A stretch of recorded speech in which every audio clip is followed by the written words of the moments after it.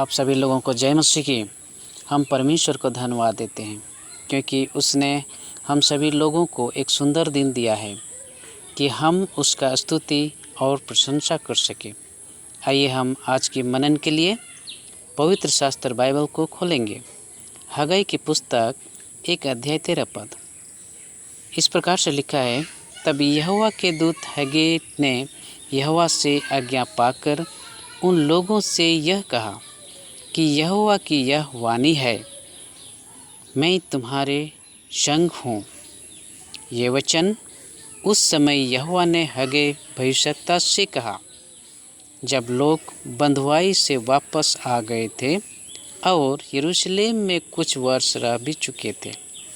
उस समय यहोवा ने सारे इस्राएलियों को पुनर्स्थापित करने के लिए ढाढ़स दिया है कि मैं तुम्हारे संग हूँ, क्योंकि सारे इस्राएली लोग परमेश्वर से दूर हो गए थे, जिसके कारण लोगों की स्थिति बहुत खराब हो गई थी।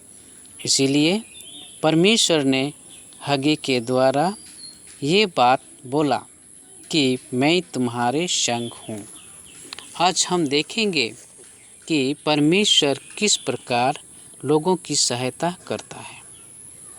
पहली बात हम देखेंगे, एक कप्तान की तरह लोगों की अगुवाई करता है। जब यहोशू की किताब उसका 5 अध्याय 14 पद को हम पढ़ते हैं, इस प्रकार से लिखा है, तब उसने उत्तर दिया, नहीं, वरन मैं यहोवा की सेना का प्रधान होकर अभी आया हूँ। तब यहोशू ने पृथ्वी पर मुँह के बल गिरकर दंडवत किया और उससे कहा, अपने दास के लिए मेरे प्रभु की क्या आज्ञा है। यहाँ पर यहोशू स्वर्गदूत के सामने मुँह के बल गिरा है और कहा है कि मेरे प्रभु की क्या आज्ञा है, मैं उसके लिए तैयार हूँ। इसका मतलब परमेश्वर उसको संभाला है, उसको अगुवाई करने के लिए उसके पास अपने दूत को भेजा है, अर्थात यहोशू के पास भेजा है। मेरे अजीजों, दूसरी बात जब हम देखते हैं, परमेश्वर ने लोगों की देखभाल एक चरवाही की तरह करता है। जब हम भजन संहिता उसका 23 और 4 पद में देखते हैं, एक चरवाहे की तरह लोगों की देखभाल करता है। यहाँ पर इस प्रकार से लिखा है, चाहे मैं घोर अंधकार से भरी हुई तराई में होकर चलूं तो भी हानि से न डरूंगा, क्योंकि तू मेरे साथ रहता है। तेरे सोंटे और तेरी लाठी से मुझे शांति मिलती है। मेरे अजीजों, एक चरवाहा किस प्रकार अपने भेड़ बकरियों को चराता है, उसकी ज़रूरत को देखते हुए उसकी देखरेख करता है, उसको भोजन पानी देता है और उसको रखरखाव के लिए उसको अच्छी जगह पर उसका शरण देता है, वैसा ही परमेश्वर अपने लोगों की देखभाल करता है। मेरे अजीजों, तीसरी बात जब हम देखते हैं, एक शिक्षक के समान उसकी अगुवाई करता है।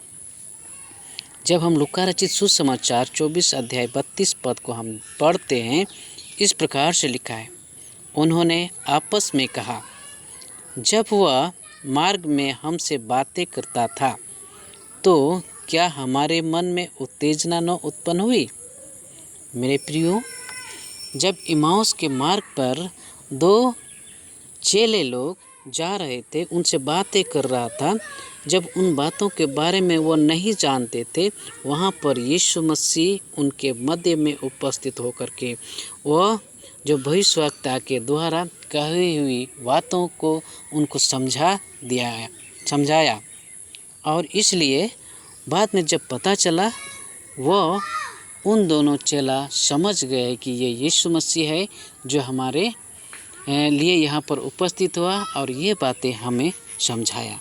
मेरे प्रियो, यहोवा परमेश्वर संसार के हर एक लोगों से प्रेम करता है, इसलिए उनको ये आश्वासन देता है कि मैं तुम्हारे संग हूँ।